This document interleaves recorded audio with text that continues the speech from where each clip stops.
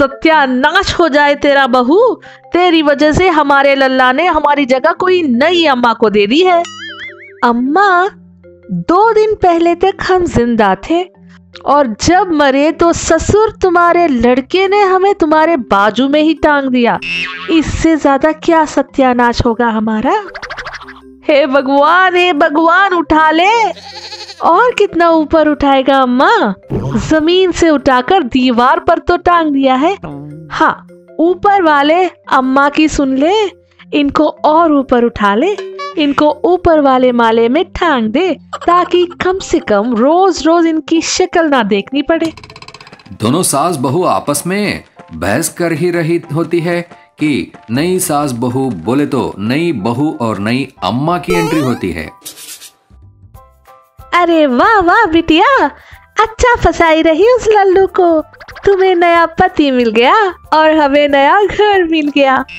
अब हम माँ और बेटी इस घर में अय्याशी करेंगे और तुम्हारे लल्लू पति से सारा काम करवाएंगे। अरे वो सब तो ठीक है अम्मा, पर एक बात का हमें डर है। डर की कोई बात ना है, हम है ना तुम्हारे साथ। तुम तो हमारे साथ हो अम्मा, पर याद नहीं, इस ससुर की पिछली अम्मा और पिछली बीवी दोनों ही मर गई। हमें तो लगता है कहीं इसी ने तो दोनों का मर्डर तो नहीं किया। अरे नहीं नहीं बिटिया, कुत्ते के जैसा मेरा मतलब है बैल के जैसा सीधा मनुष्य लगता है। और इन दोनों सास बहू की शक्ल देखो, शक्ल से ही कर्म जली लगती है। दोनों के कर्म ही खराब रहे होंगे, उसी की सजा मिली है दोनों को। बिल्कुल सही कह रही हो अम्मा, ऊपर वाले ने इनको इस दुनिया से बाहर कर दिया। हमारा बस चले तो इन दोनों की तस्वीरों को इस घर से भी बाहर कर दे। फिक्र ना कर बिटिया, कुछ ही दिनों में हम दोनों का राज होगा इस घर पर। फिर दोनों की तस्वीरें कचरे के डिब्बे में फेंक आएंगे या फिर संडास में लगा देंगे। नई अम्मा और नई बहू दोनों की दोनों हंसते हुए बाहर चली जाती है और सास गुस्से में बोलती है, हमारी तस्वीर संडास में लगाएंगी? हमारी तस्वीर? अरे अम्मा की तस्वीर संडास में लगा रही हो तो लगाओ, और अम्मा की तस्वीर कचरे के डिब्बे में फेंका रही हो तो फेंकाओ, पर हमारी तस्वीर को यही रहने दे दो। देख बहू, तुझे तो पता है मुझे तुझसे कितनी नफरत है, पर इन दोनों से मुझे तुझसे भी ज्यादा नफरत हो रही है। मेरा बस चले तो इन दोनों को संडास में डिपॉजिट कर दूं। ससुरी मेरी तस्वीर संडास में लगाएगी। अम्मा, हमें तुमसे कोई मोहब्बत नहीं है, इतना तो तुम भी जानती हो, पर ये ससुरी तो तुमसे भी बड़ी लतकोर निकली। ये हमारा घर रही, ये हमारा शहर रही, हमें यहाँ से कैसे निकालेगी? एक बात बोलो बहू, बुरा मत मानना, पर हमारा तुम्हारा जो वर्ल्ड वार चल रहा है उसको थोड़ा टाइम प्लीज करते हैं और इन दोनों पर अपना ध्यान लगाते हैं। जब इन दोनों से निपट लेंगे तो फिर एक दूसरे से निपटेंगे। बात तो ठीक कर रही हो अम्मा, कभी कभी गधे को भी बाप बनाना पड़ता है, फिर तो हम बस गधी को अम्मा बना रहे हैं। चलिए एक दूसरे से बाद में निपटेंगे, पहले इन दोनों की आरती उतारे। पुरानी सास बहू आपस में कॉम्प्रोमाइज कर नई सास बहू की जिंदगी हराम करने का प्रोग्राम बनाती है। सबसे पहले दोनों मिलकर नई सास बहू के खाने में इतनी मिर्ची मिलाती है कि बेचारी खाने के बाद अगले 4 दिन तक रोते ही रहती है। पर वह दोनों यही नहीं रुकती। एक दिन नई सास और नई बहू कुछ लेने अपनी कार से बाहर जा रही होती है तो दोनों मिलकर उनके टायर को बरस्ट कर देते हैं।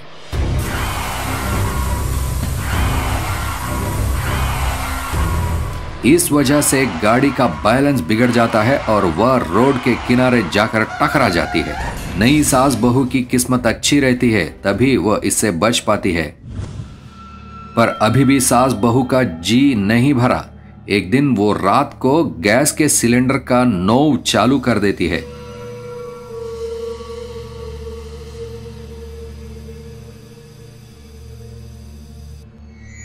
और सुबह होने से पहले किचन में ब्लास्ट हो जाता है। पर नई सास बहू एक बार फिर बच जाती है।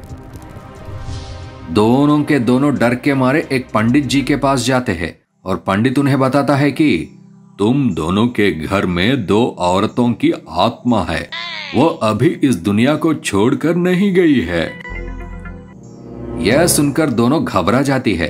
पंडित उन्हें सलाह देता है कि एक हवन कराया जाए ताकि दोनों को इस जीवन से मुक्ति मिले और वह तुम्हारा घर छोड़कर जाए।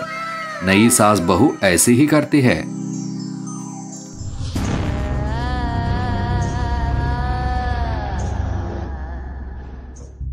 हवन कराया जाता है। उसके बाद पुरानी सास बहू का ट्रांसफर इस दुनिया से कहीं और हो जाता है।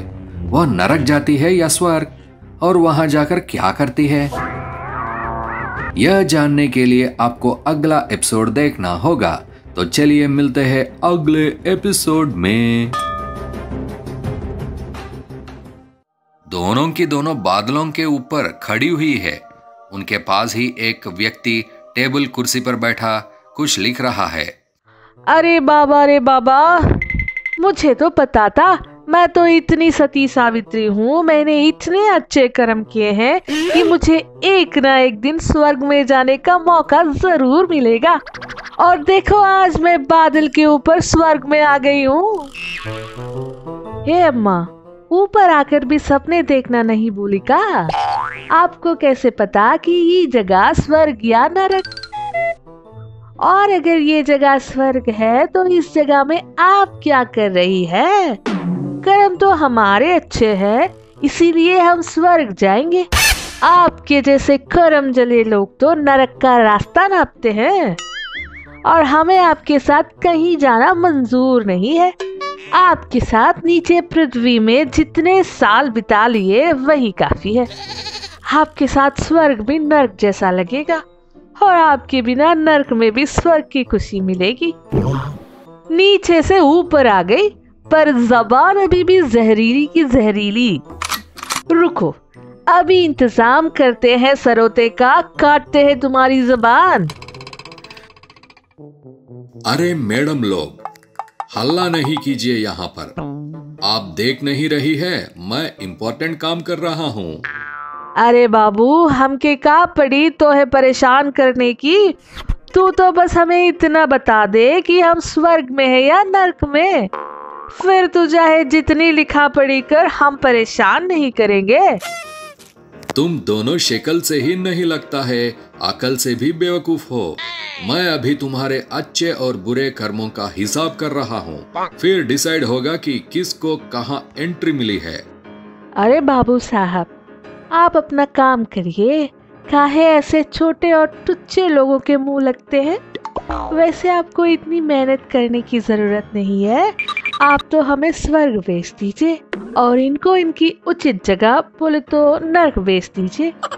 आप दोनों जरा अपनी जबान पर साइलेंसर लगाइए। हमको क्या करना है हमें ना बताइए।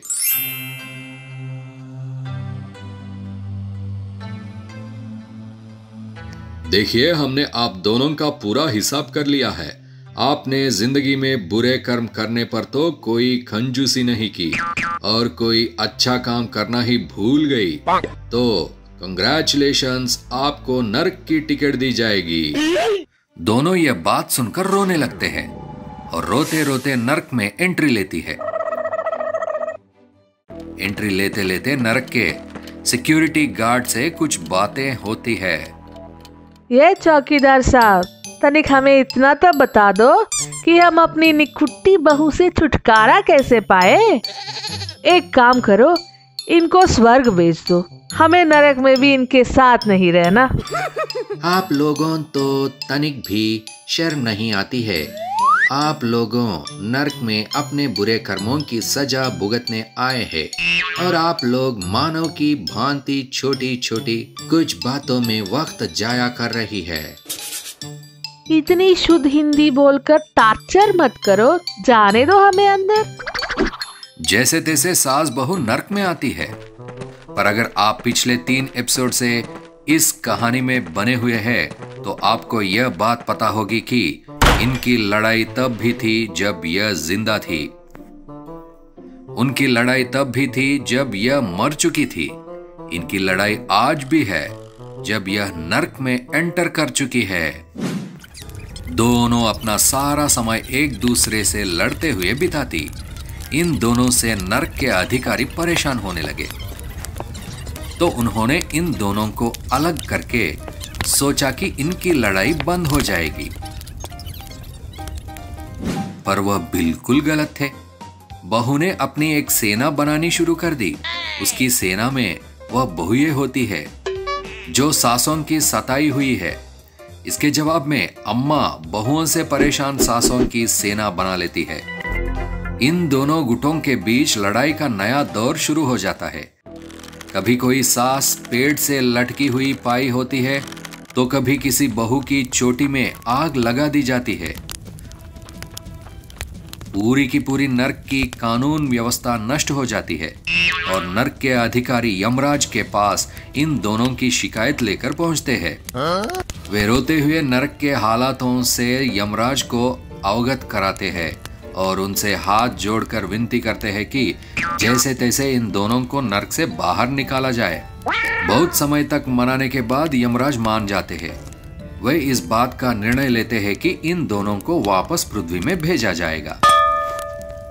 पर पृथ्वी में क्या इन्हें अपना पुराना शरीर मिलेगा? क्या यह दोनों उसी घर में वापस जाएंगे या कहीं और? क्या इनकी लड़ाई खत्म होगी?